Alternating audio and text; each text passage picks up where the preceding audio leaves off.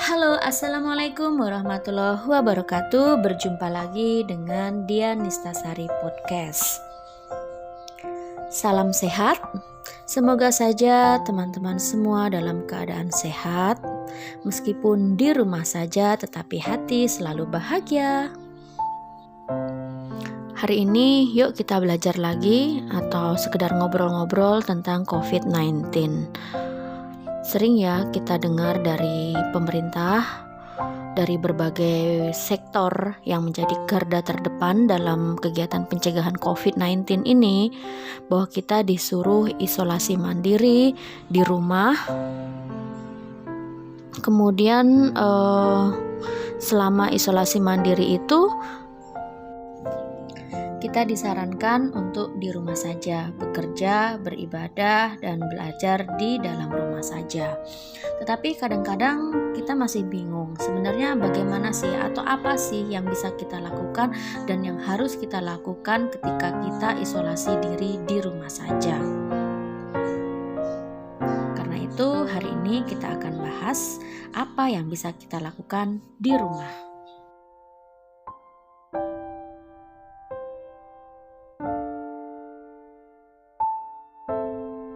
Sebenarnya, karantina rumah atau isolasi diri ini untuk orang dengan status OTG atau orang tanpa gejala, ODP, orang dalam pemantauan, atau PDP, pasien dalam pengawasan dengan gejala yang ringan.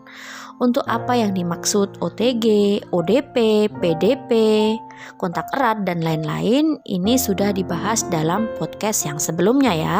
Jadi bisa didengarkan dari podcast yang sebelumnya.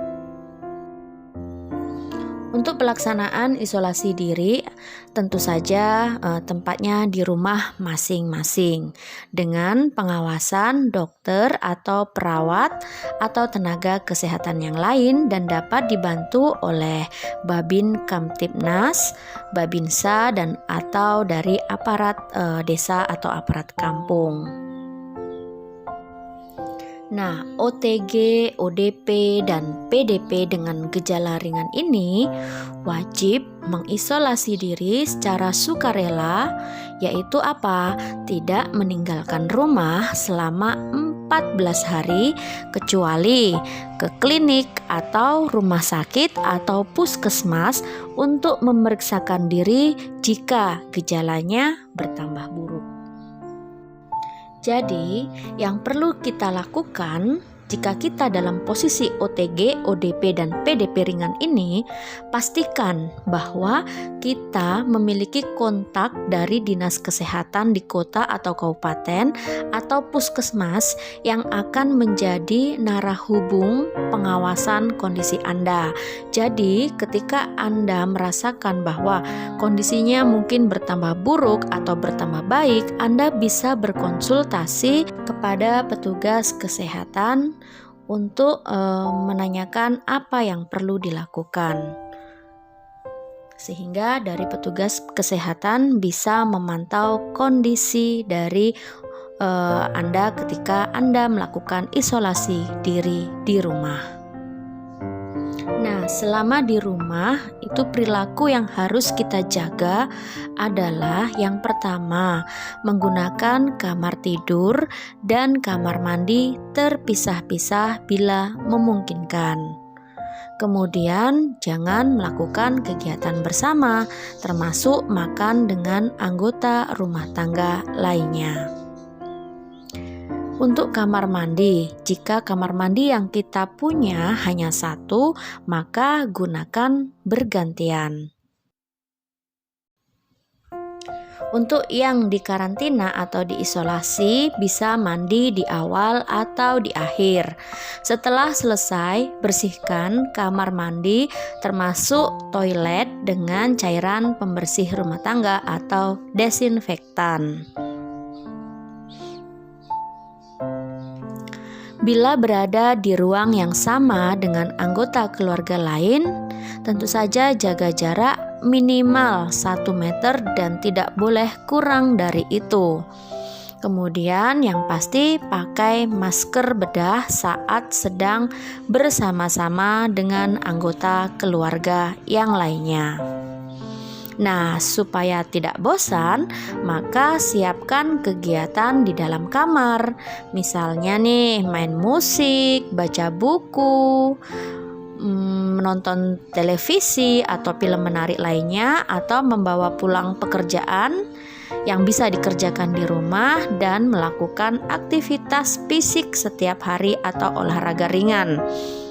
Sehingga setelah 14 hari Anda diisolasi, bahkan tubuh Anda bisa lebih bugar karena mendapatkan istirahat yang cukup dan tetap berolahraga.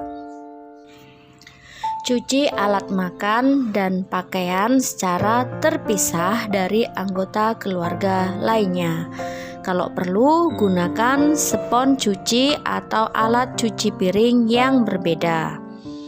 Kemudian, biasanya nih di dalam rumah kan kita sering memegang benda-benda seperti handphone, laptop, pegangan pintu, remote TV dan AC, meja, kursi, dan lain-lain. Secara teratur, bersihkan dengan desinfektan. Untuk yang membersihkan, jangan lupa gunakan sarung tangan karet saat membersihkan rumah. Sehingga kuman-kuman yang mungkin tertinggal di benda-benda tersebut akan mati. Cuci tangan dengan air yang mengalir dan sabun secara teratur. Setidaknya kegiatan cuci tangan ini dilakukan 20 detik setiap kali melakukan cuci tangan. Nah, kapan dilakukan cuci tangan ini? Terutama setelah batuk, bersin, kemudian pergi ke kamar mandi, sebelum makan, setelah melepas atau memasang masker. Kemudian, cek kondisi kesehatan diri secara teratur setiap pagi. Bila keadaan memburuk seperti sesak nafas, kemudian demamnya lebih tinggi, segera hubungi narahubung dari Dinas Kesehatan atau Puskesmas yang sudah Anda catat, kemudian segera ke puskesmas terdekat atau ke fasilitas kesehatan lain yang terdekat dari rumah. Kemudian pastikan ketika Anda pergi ke sana Anda menggunakan masker dan menggunakan transportasi pribadi, yaitu seperti taksi atau kendaraan pribadi lainnya. Hindari transportasi publik. Jika memang tidak ada transportasi pribadi dan harus menggunakan transportasi publik, jaga jarak dengan supir dan penumpang lain. Jika tidak memungkinkan, kurangi interaksi dengan penumpang yang lain. Hindari memegang, mencium hewan peliharaan seperti kucing atau anjing bila punya. Pokoknya kita menjaga jarak bukan hanya kepada anggota keluarga lainnya, tetapi kepada makhluk hidup yang ada di lingkungan rumah kita, baik itu hewan peliharaan dan yang lain-lain. Usahakan rumah atau kamar memiliki ventilasi yang baik. Jadi buka pintu dan jendela setiap hari agar udara segar masuk, begitu juga dengan sinar matahari. Kemudian, jika di rumah ada anggota keluarga yang memiliki daya tahan tubuh yang rendah, seperti manula atau manusia usia lanjut atau lansia, sedang dalam masa pengobatan penyakit kronis, misalnya ada penyakit diabetes atau gula, riwayat tumor atau kanker, jantung, dan sebagainya, kemudian memiliki penyakit autoimun atau kondisi pernafasan yang tidak prima, maka segera ungsikan dari rumah untuk sementara waktu. Ini dikarenakan secara statistik manula dan mereka yang memiliki penyakit lain memiliki resiko lebih tinggi dibandingkan dengan orang yang sehat. Meskipun isolasi diri ini diwajibkan kepada OTG, ODP, dan PDP ringan, tetapi kita sebagai orang yang sehat juga lebih baik untuk di rumah saja atau karantina mandiri di rumah untuk menghindari penularan dari orang-orang yang tidak kita kenal, yang mungkin mereka adalah ODP atau OTG atau PDP yang sedang berkeliaran di luar. Jadi lebih baik kita mencegah daripada mengobati, bukan? Lagi pula, beraktivitas di rumah, bekerja, beribadah, belajar, olahraga di rumah itu banyak sekali manfaatnya. Mau tahu manfaatnya? Bisa didengarkan dari podcast-podcast sebelumnya ya. Jadi jangan khawatir, di rumah atau di mana saja kita bisa melakukan aktivitas yang kita sukai. Dan intinya yang harus kita ingat adalah kesehatan berawal dari hati yang bahagia. Hati yang bahagia kuncinya adalah bersyukur atas apapun yang kita miliki.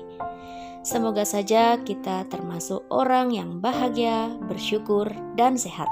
Salam sehat. Wassalamualaikum warahmatullahi wabarakatuh. Bye-bye.